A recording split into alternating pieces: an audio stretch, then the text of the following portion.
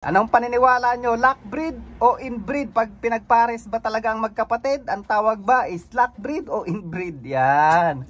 Comment down below mga lodi.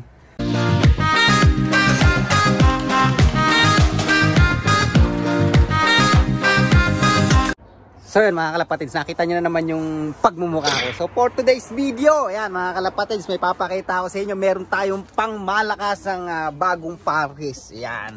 So samahan nyo ako today, pasok tayo dito sa loft ko. And yun, let's go. So ayan mga kalapatids, nga pala, ayan o, nandyan si Wellsport natin. Ayan o, ayan, pinahinga ko muna siya. Kasi i-condition uli natin siya. And then, ipapares natin siya sa magandang hen uli. Meron tayong magandang hen dyan. And then ito si Borga, yan, nandyan din siya ngayon sa natin, pliers slope natin. At pinapahinga ko sila, kino-condition ko lang at ipares natin, makahabol pa tayo ng mga inakay nila para next season. Ayan mga lodi, ito yung pangmalakasan nating bagong pares, si Stubborn at Lady Stubborn. Ayan mga lodi. So ano ba tawag dyan? Inbreed o lockbreed? Ayan, magkapatid. Para sa akin, inbreed. Yung iba sinasabi lockbreed. So kahit mag-search kayo sa Google o magtanong kayo kung kani-kanino man, yung acronym na ginagamit na lockbreed is yung lockbreed at inbreed, isa lang ng meaning yan. But yung normally talaga dyan is inbreed. Mother to son, inbreed. Father to daughter, inbreed. Full siblings, yan, magkapatid sa magkapatid, ayan, is inbreed. So yung lockbreed, ewan ko paano nagka, ano yun, basta alam ko, basta inbreed, ibig sabihin ay magka-related sila. Kung magka-dugo, is inbreed yun mga lodi. So, yan, ayun o, yun o. So, ayan o, pinakita pa talaga. So, nakikita niya yung mili na yan. Yung mili na yan, yan yung unang clutch nitong dalawa na to nung pinagpares ko. And then yung blue bar ko, naalala nyo, laging pumupwesto sa federation mga kalapatids, is nanakaw, diba? Ayan, pinagpares uli natin si Stubborn at si Lady Stubborn. Lockbreed daw, hindi pala lockbreed, inbreed pala. Ayan, ang gulo naman. So inbreed ang kalalabasan yan mga lodi. So i-raise natin yung mga anak nito. Kaya ako na pinagpares, hindi ko na ililipad si Stubborn kasi marami nagtatanong, ililipad ko pa si Stubborn sa 1,200 km. Hindi na natin ililipad si Stubborn. Ibibreed na natin sila kasi nanghihinayang ako, baka mamaya madisgrasya. Alam ko naman kaya nito sa long distance, kaya lang talaga baka madisgrasya katulad nung champion ni Brainslope na kapatid na buo nito. Pag uwi putol ang paa mga lodi. Ayan.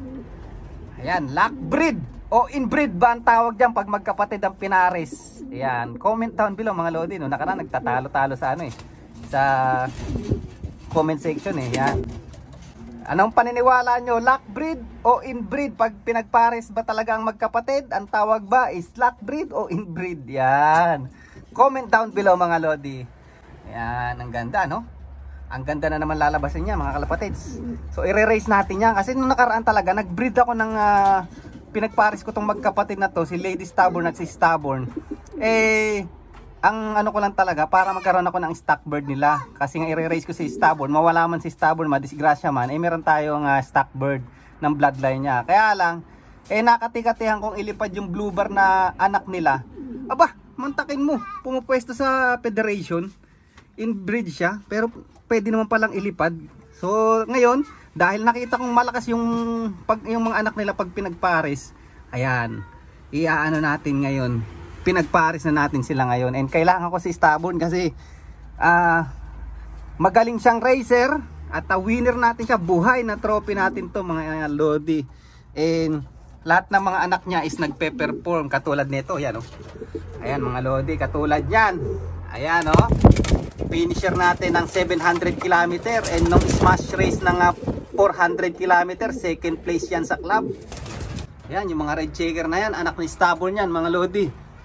So ang gaganda ng nilalabas. Wala pa tayong, pero tong pang race natin next season, wala pang lumalabas na kakulay ni Stubborn.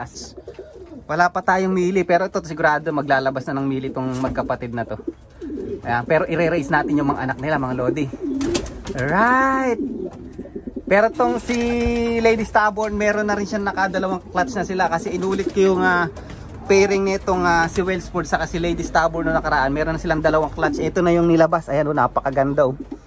Yung blue bar na yan. Apat yan eh. Ayun pa isa oh. Ayan, napakaganda rin. Tapos yung dalawa, inalis ko muna rito dahil nga nagkukondisyon tayo para sa 1,200 km.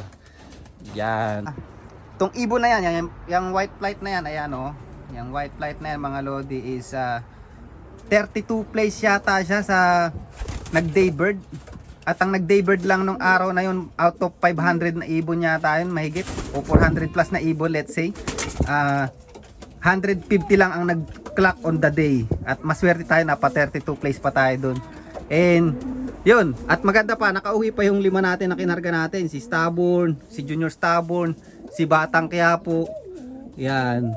So at least meron tayong natutunan dun sa last race natin na yun na mali yung masyado akong natakot. Kaya bumigat yung mga ibon natin, nahirapan lalo. Sa halip na kaya nilang suungin yung headwind, lalong nahirapan kasi sobrang bigat ng nila. So the reason why nga pala na pinarami ko to, meron akong dalawang magkapatid na ganito, totong blue bar na yan. Ayan, ang ganda ng blue bar na yan, mukhang Barbie mga lodi. Tingnan nyo yung mga pormahan, ayan anak ni Lady Stubborn yan mga lodi, to Wellsport, yan yung pairing niya dati. Yan.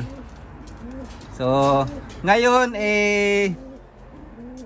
bali apat yan yung dalawang kapatid na inalis ko muna nga rito kasi si Batang Quiapo at si Juan Tamad ko naaalala nyo, talaga namang ang galing sa race mga lodi. Talagang sumusuong kahit mahirap yung race, talagang consistent.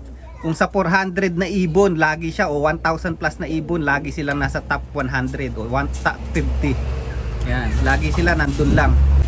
Ayan kondisyon na kondisyon mga lodi, pwede na uli sa long distance. Ayan pag nakauwi ito sa long distance na susunod na race mga lodi, gagawin na natin breeder to. Ayan, alright, solid.